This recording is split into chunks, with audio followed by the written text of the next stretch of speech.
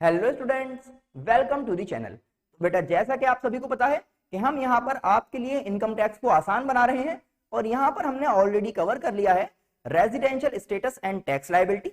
हमने देखे थे बेसिक्स ऑफ इनकम टैक्स, हमने कवर किया है income under the head salaries और इनकम फ्रॉम हाउस प्रॉपर्टी भी हम यहाँ पर कवर कर चुके हैं।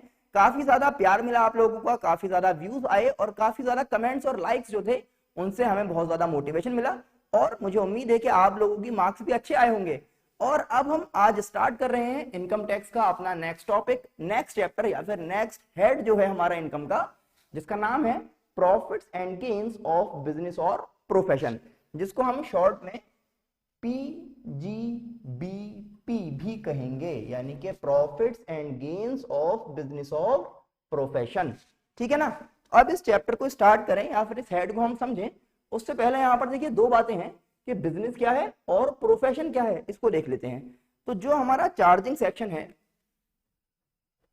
Section 28 of income tax act 1961, तो उसके अकॉर्डिंग क्या बताया गया है कि भाई बिजनेस क्या है। तो बिजनेस के लिए कह रहे हैं कोई भी ऐसा काम, कोई भी ऐसी एक्टिविटी जहां पर हम सेल, परचेज या फिर मैन्युफैक्चरिंग ऑफ गुड्स की बात करेंगे, वो एक बिजनेस होगा। ठीक है ना, आसान है। और प्रोफेशन क्या है भाई, कह रहे हैं कोई भी ऐसी एक्टिविटी जिसमें आप अपनी स्किल्स को यूज करते हुए अमाउंट अर्न करेंगे।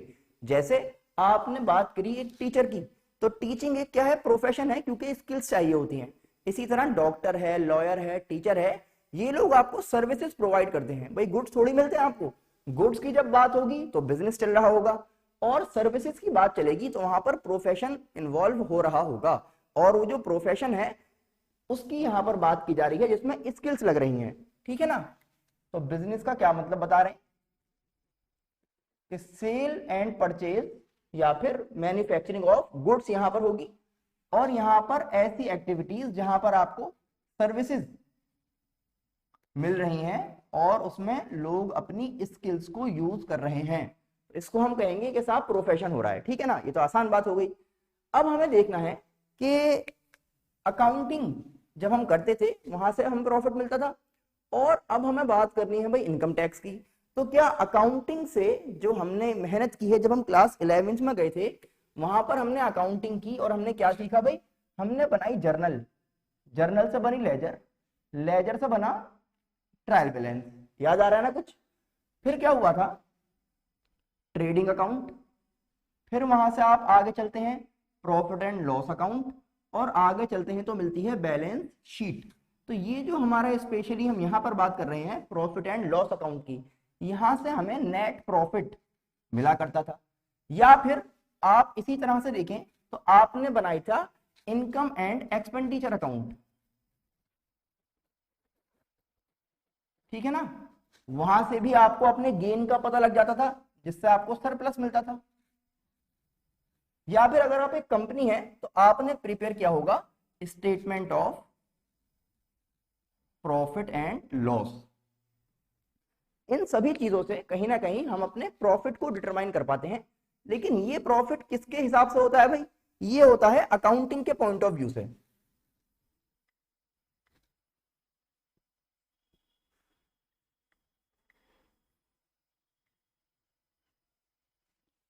तो अकाउंटिंग के पॉइंट ऑफ व्यू से जो हमें प्रॉफिट मिला, क्या उसी पर टैक्स देने की बात हो रही है? तो नहीं, उस पर टैक्स देने की बात नहीं हो रही। अब तक आपने इतनी मेहनत करके जो कुछ पढ़ा था उसकी बात नहीं हो रही। अब हमें जो बात करनी है भाई वो इनकम टैक्स एक्ट के अकॉर्डिंग बात करनी है। यहां पर जब हम ये सारी चीजें प्रिपेयर करते थे ना, तो उसके लिए हम अकाउंटिंग स्टैंडर्ड्स को फॉलो करते थे जो ICAI हमें देता है ना, जिसको क्या कहते हैं, इंड AS, जो हमारे इंडियन अकाउंटिंग स्टैंडर्ड है उनके अकॉर्डिंग काम करते थे। लेकिन अब यहां पर क्योंकि हम अकाउंटिंग थोड़ी पढ़ रहे हैं, हम तो क्या पढ़ रहे हैं भाई, इनकम टैक्स पढ़ रहे हैं। तो इनकम टैक्स एक्ट के अपने प्रोविजंस हैं, यहां पर अलग तरह से बताया गया है कि जो आपके एक्सपेंसेस हैं और जो आपकी इनकम्स हैं, तो कौन कौन से आपके पास अलाउड एक्सपेंसेस हैं, कौन से आपके पास अलाउड इनकम्स हैं और इसी तरह से कौन से आपके पास डिसअलाउड एक्सपेंसेस हैं और डिसअलाउड इनकम्स हैं। तो इन चार चीजों से, कौन सी चार भाई, या तो अलाउड एक्सपेंस होगा, या अलाउड इनकम होगी, या डिसअलाउड एक्सपेंस होगा और डिसअलाउड इनकम होगी। ये किस चीज के हिसाब से अलाउड और डिसअलाउड की बात चल रही है? According to income tax, income tax act 1961 के प्रोविजंस के हिसाब से आपको कौन कौन सी इनकम और एक्सपेंसेस को अलाउड या डिसअलाउड बताया गया है कि आप उन्हें अपने पीएल अकाउंट में शो कर सकते हैं, किस लिए? इनकम टैक्स के लिए, या नहीं कर सकते। पहले हमें वो सीखना पड़ेगा, क्योंकि अगर हमने इस चीज को नहीं समझा तो हम पता लगा टैक्स लगा देंगे इस वाली इनकम पे जो आई है अकाउंटिंग के पॉइंट ऑफ व्यू से। जबकि इनकम टैक्स पढ़ने के लिए क्या समझना है कि भाई वो इनकम चाहिए जो इनकम टैक्स एक्ट के प्रोविजंस के हिसाब से हमें बताई गई है। तो अब इस चीज को ही मैं आपको समझाऊंगा, और पहले हम यही काम करेंगे कि किस तरह से हम कन्वर्ट करेंगे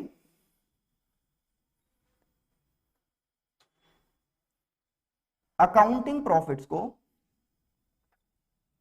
किस चीज में? इनकम टैक्स के लिए जो प्रॉफिट चाहिए उसमें।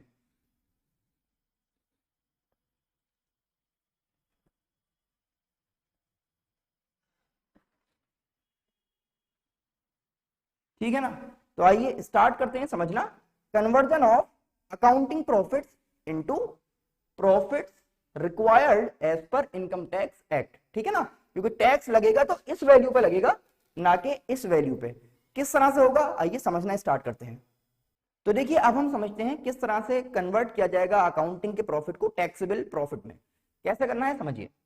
तो देख रहे हैं computation of taxable income from business, और किस तरह देखना है कि अगर आपके पास गिवन है profit as per PL account, अगर पीएल अकाउंट यानी कि प्रॉफिट एज पर अकाउंटिंग आपके पास है, तो नेट प्रॉफिट आपको दे रखा होगा।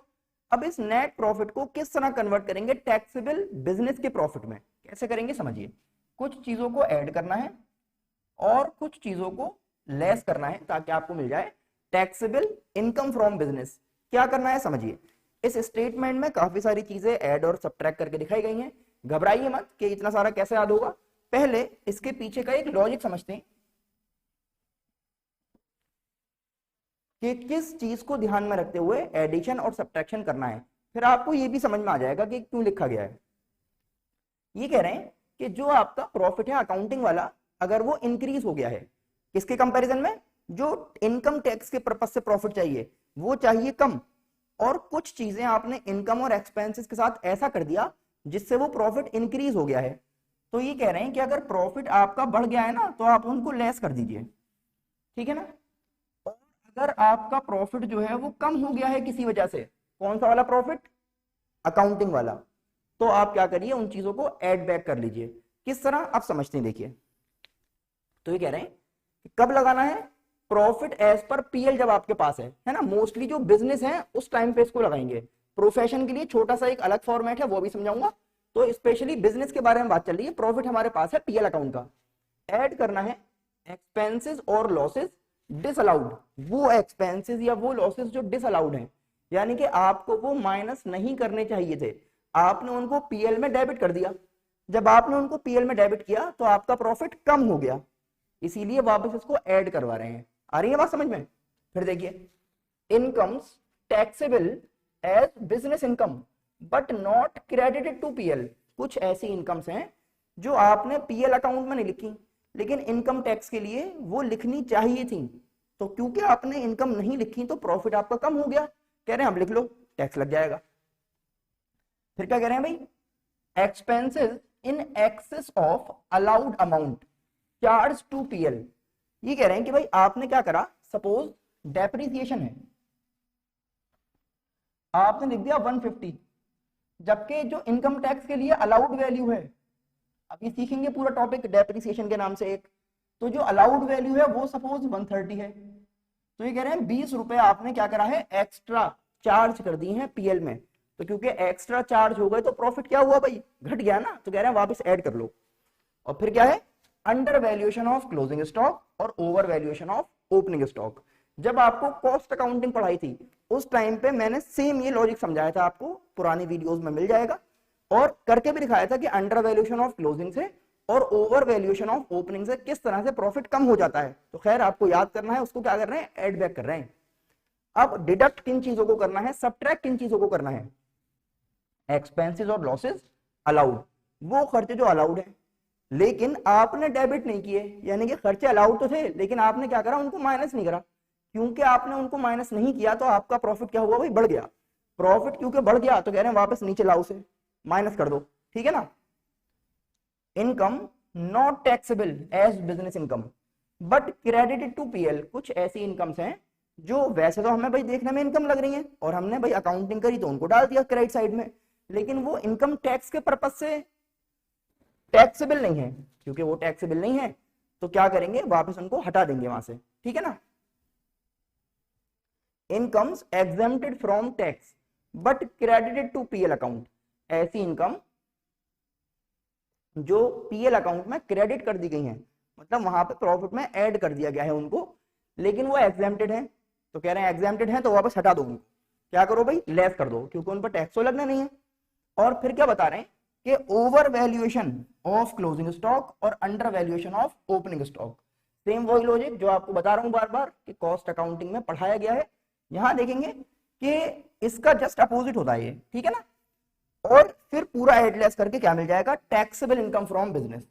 तो ये है कि भाई किस तरह से टैक्सेबल इनकम कैलकुलेट करेंगे बिजनेस वाली, यानी कि इनकम टैक्स के पर्पज से, जबकि हमारे पास क्या है, प्रॉफिट एज पर पीएल, यानी कि नेट प्रॉफिट है लेकिन वो अकाउंटिंग वाला है। अब आपने कुछ चीजों को ऐड किया और कुछ चीजों को लेस किया, अब ये प्रॉफिट आ गया जो टैक्स के लिए चाहिए, तो टैक्स वाला प्रॉफिट बना लिया आपने अकाउंटिंग वाले प्रॉफिट को। आई होप इतनी बात आपको समझ में आ रही होगी। अब आपको क्या देखना है कि अगर क्वेश्चन में आपको प्रॉफिट की जगह लॉस है, देखिए बहुत इंपॉर्टेंट चीज समझा रहा हूं, अगर क्वेश्चन में प्रॉफिट की जगह लॉस गिवन है आपको तो क्या करेंगे, सेम जो चीजें हैं आपने लिखा, समझा इस चीज को, बस फर्क ये है कि जहां पे मैंने ऐड किया है अब ये तो बन जाएगा लेस, यानी कि इन वैल्यूज को अब आपको डिडक्ट करना होगा लॉस में से, और ये जो वैल्यूज हैं उनको आप ऐड कर लेंगे भाई, क्योंकि ये जो हमने सिखाया है वो प्रॉफिट के लिए सिखाया है। अब लॉस क्या है, वो प्रॉफिट का रिवर्स है, तो इन चीजों को भी आप रिवर्स कर देंगे और आपको अपना मिल जाएगा टैक्सेबल इनकम या फिर लॉस एज पर बिजनेस। भाई लॉस पे तो टैक्स लगते नहीं है, लॉस को तो कैरी फॉरवर्ड करना सीखेंगे, है ना। तो इनकम की यहां पर फिलहाल बात चल रही है, और अगर क्वेश्चन में मतलब लॉस है और क्या पता इनको एड लेस करके वो टैक्स के नजर से प्रॉफिट में कन्वर्ट हो जाए, तो हम इसको सॉल्व जरूर करेंगे, है ना। तो फिलहाल मैंने आपको क्या सिखाया कि टैक्सेबल इनकम कैसे निकालेंगे, जब आपके पास क्या गिवन है, प्रॉफिट एज पर पीएल, उसको किस में कन्वर्ट करेंगे, टैक्सेबल इनकम फ्रॉम बिजनेस में। और अगर आपको क्वेश्चन में प्रॉफिट की जगह क्या गिवन है, लॉस एज पर पीएल, यानी कि अकाउंटिंग वाला लॉस है, तो उसमें इन वैल्यूज को सिर्फ रिवर्स कर देना है। अब क्या बता रहे हैं भाई, अब आपको हम ये दिखाएंगे कि अगर आपको प्रोफेशन की इनकम को कैलकुलेट करना है, मतलब जनरली ये जो लगेगा वो बिजनेस में लगेगा और प्रोफेशन में कैसे होगा वो आप समझते हैं। तो देखिए अब बात कर लेते हैं कि अगर हमें कैश बुक या फिर receipts and payment account given है तो किस तरह से आप इनकम कैलकुलेट करेंगे। तो ये बहुत आसान है, कैश बुक है या रिसीट्स एंड पेमेंट है तो सबसे पहले उसमें से आप एक जगह निकाल लीजिए इनकम फ्रॉम प्रोफेशन, जो आपकी इनकम फ्रॉम प्रोफेशन है उसको आपने इजा कर लिया, उसमें से अब सिर्फ माइनस क्या करना है, इसमें से लेस कर दीजिए जो एडमिसिबल यानी कि जो परमिसिबल या फिर अलाउड जो आपके पास एक्सपेंसेस हैं उस पर्टिकुलर प्रोफेशन से रिलेटेड, बस उनको माइनस कर दीजिए, जो बचा वो आ जाएगी इनकम फ्रॉम प्रोफेशन। क्योंकि देखिए आपने यहां पर क्या किया है कि सिर्फ वही इनकम लिखी है जो आपके प्रोफेशन की है, इसमें एक्स्ट्रा कुछ और इंक्लूड ही नहीं किया आपने, तो सिर्फ खर्चे वो वाले हटा दो जो अलाउड है, तो क्या बचेगा आपका इनकम फ्रॉम प्रोफेशन। लेकिन कब लगाना है, जब कैश बुक दे रखी हो या फिर रिसीट्स एंड पेमेंट अकाउंट आपके पास हो। ये तो बात हो गई कि भाई अगर पीएल अकाउंट दे रखा है तो क्या करना है, और अगर कैश बुक या रिसीट्स एंड पेमेंट अकाउंट है तो किस तरह से आपको इनकम कैलकुलेट करनी है इनकम टैक्स को नजर में रखते हुए, है ना। अब एक काम और है कि अगर आपने पीएल अकाउंट प्रिपेयर किया है, लेकिन क्यों किया है, स्पेशली इस इनकम टैक्स को नजर में रखते हुए, तो किस तरह से फिर आपको इनकम कैलकुलेट करनी है।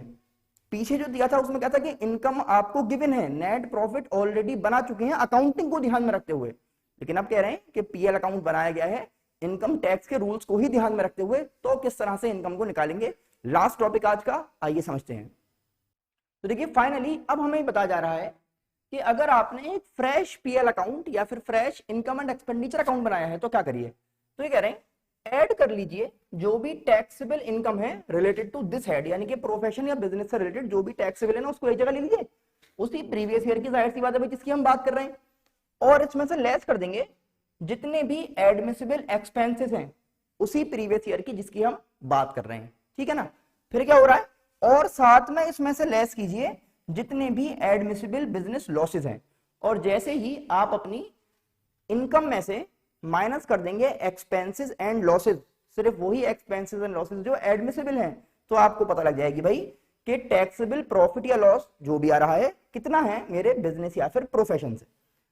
तो भाई ये है हमारी एक इंट्रोडक्शन वीडियो जिसमें हमने बात की है profits and gains of business और प्रोफेशन के जो बेसिक्स हैं कि किस तरह से आपको कंप्यूट करनी है टैक्सेबल इनकम फ्रॉम बिजनेस, यानी कि अकाउंटिंग प्रॉफिट को किस तरह कन्वर्ट करेंगे टैक्सेबल बिजनेस इनकम में, या फिर अगर फ्रेश करना है तो किस तरह से स्टार्ट किया जाएगा। आपने देखा कि भाई बिजनेस क्या है और प्रोफेशन क्या है, पूरा जो बेसिक पार्ट था वो हमने कवर कर लिया है।